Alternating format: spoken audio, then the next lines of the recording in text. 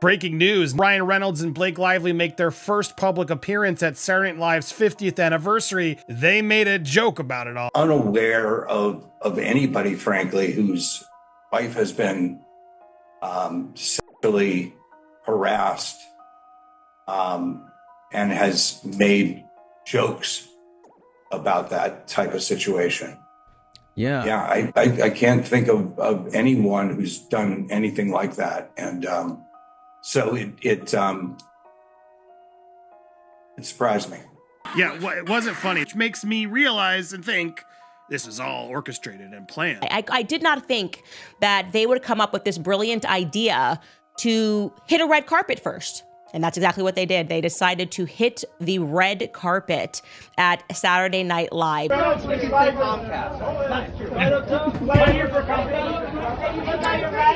Welcome back to Tea Time with Tina. Blake Lively and Ryan Reynolds were once the golden duo, who was celebrated for witty banter and picture-perfect red carpet appearances. But rumors have been swirling about a colossal lawsuit, a cringe-worthy moment on Saturday Night Live, and an explosive argument between them that no one saw coming. If you've ever imagined what happens when a seemingly perfect marriage gets tested by scandal, buckle up. Because when Blake Lively loses it, the fireworks make the 4th of July look like a backyard sparkler. Ryan Reynolds wasn't exactly the star of the SNL 50th anniversary special, at least not until he opened his mouth during a lighthearted cast quanda. When an audience member asked how he'd been, he tossed out a smart-aleck remark. I have a question. Oh, hey, Ryan Reynolds. Hi. Hey. Ryan Reynolds, how's it going? Great. Why? What have you heard?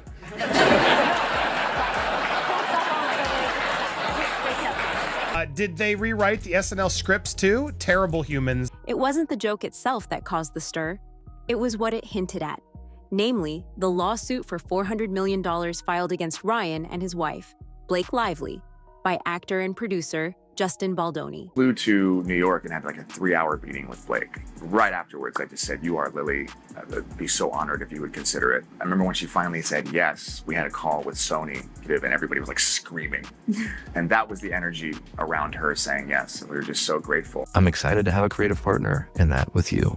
And it's just really exciting. There's so much more to say. There's so much I want to say. There's one thing that I do need to say, which is, I am so sorry you have been through what you've been through with these other filmmakers and producers or whoever the people were that you worked with. And it just pissed me off. I'm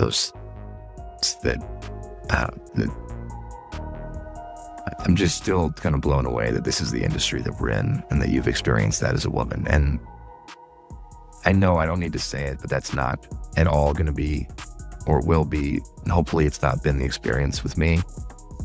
There's nothing more exciting to me.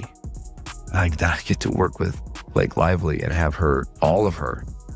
And that's what I want. And so there's been no hesitancy with me sending you the final draft file. I am totally fine with that. The only reason I didn't send it today was because I was trying to implement and add your notes into my working draft, which is already like, I'm all over that draft right now. So there's a whole bunch of new stars that are going to be collated pages. 1 second, people were excited to see comedic legends on that famous stage. The next, they were scratching their heads, wondering, wait, what are they even doing here? From the corner of the audience, Blake's expression reportedly darkened. Some say she actually stopped smiling faster than a kid who just realized there's broccoli on the dinner plate.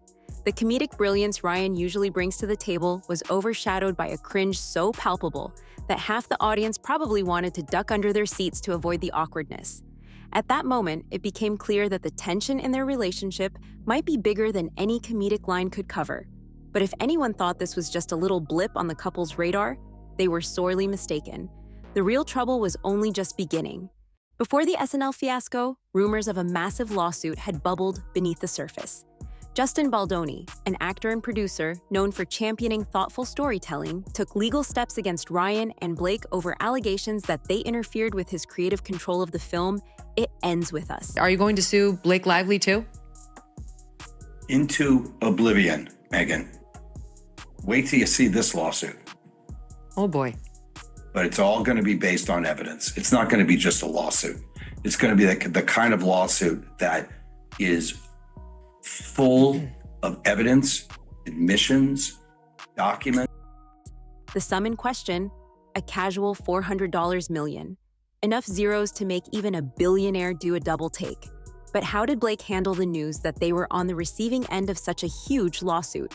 Let's just say it was less Hollywood star cool and more volcano about to erupt.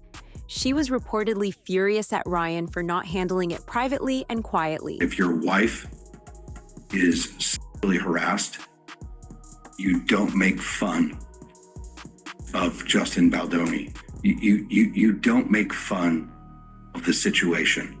You take it very seriously. You file HR complaints.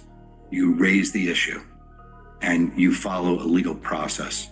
What you don't do is mock the person and turn it into a joke. The lawsuit itself might have been the legal equivalent of an earthquake, but Blake's reaction behind closed doors was more like a sudden tornado in a glass house. She allegedly demanded to know why Ryan seemed to treat it like just another comedic bit. As for Ryan, he tried to lighten the mood with more jokes, perhaps an ill-timed strategy. Let's just say the only thing that soared higher than the tension was Blake's frustration. And if you're thinking, surely Ryan would try to patch things up, well, you'd be half right. His next move, however, probably made everything worse. Before we get deeper into the drama, hit the like button and don't forget to subscribe, because let's face it, I'm nothing without your support.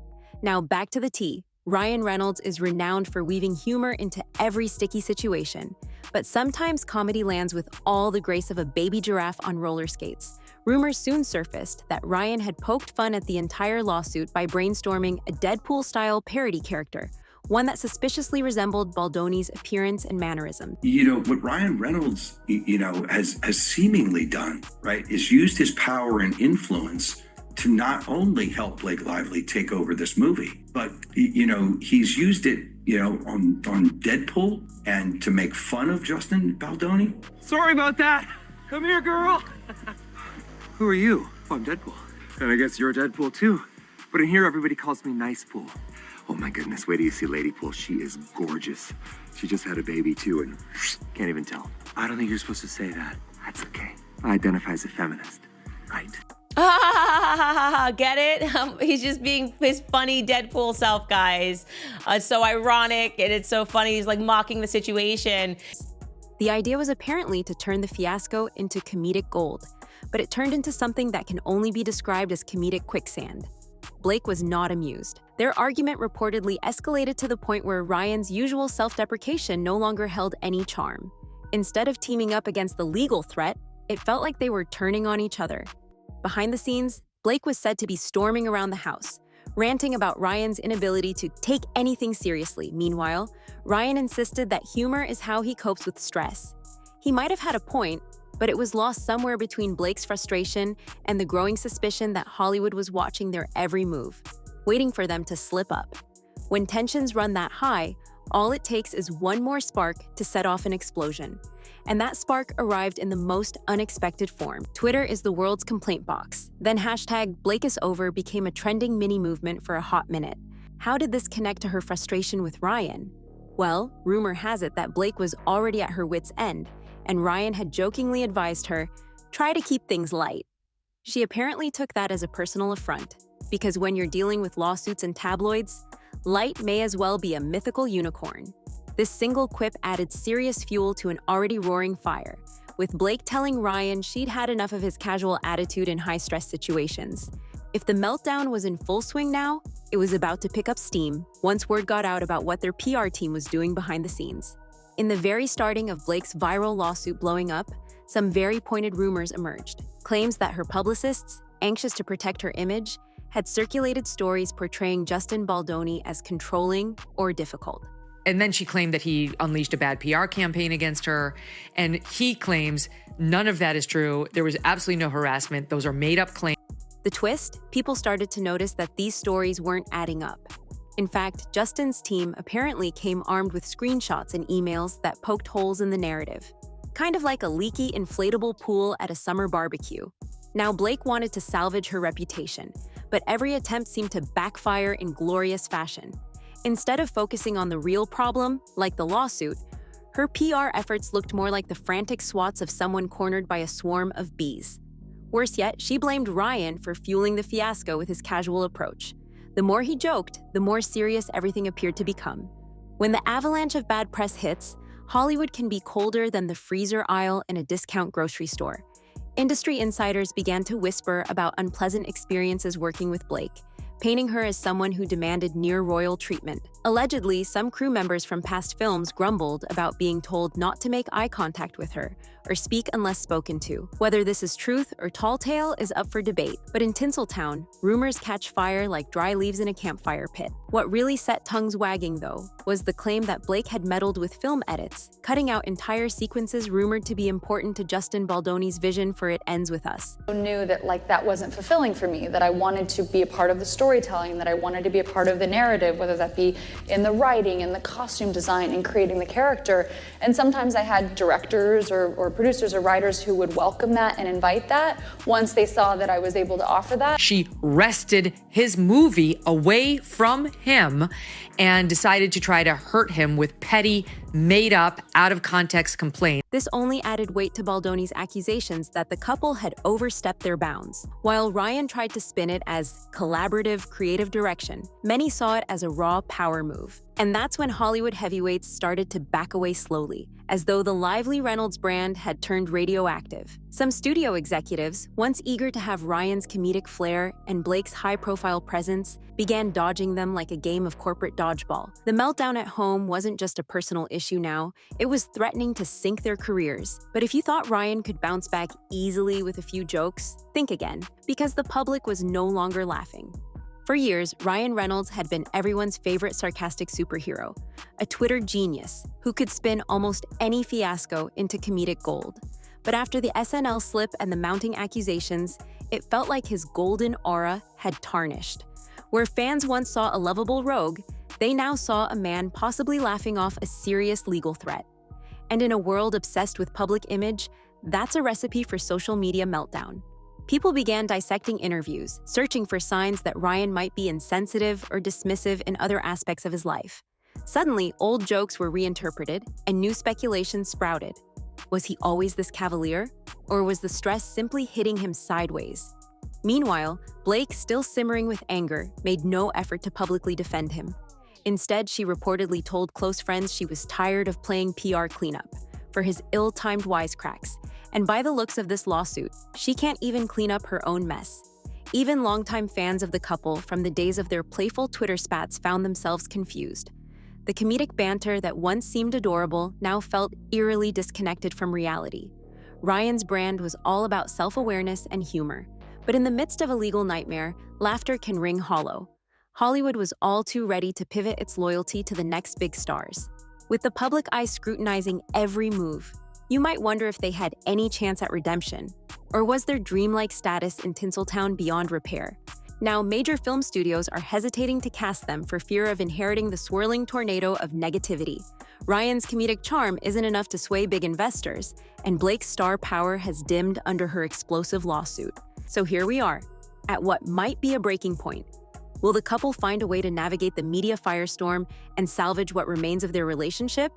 Or are these revelations too big to brush aside? In a town where reputations can turn to dust overnight, Blake Lively and Ryan Reynolds are teetering on the edge, straddling the line between red carpet royalty and tabloid disaster. Time will tell if they can reclaim their golden couple status, or if this entire fiasco signals the final scene in the Lively Reynolds saga. And for those watching, it's a reminder that behind the smiles and snappy one-liners, even Hollywood's brightest stars can find themselves caught in a storm too big to laugh away. Drop your thoughts below. We always love to hear your opinions. If you want more revealing Hollywood stories, make sure to hit that subscribe and the notification bell so you don't miss a second of your favorite celeb drama. Until next time, stay tuned, stay safe, and stay informed. Only on Tea Time with Tina.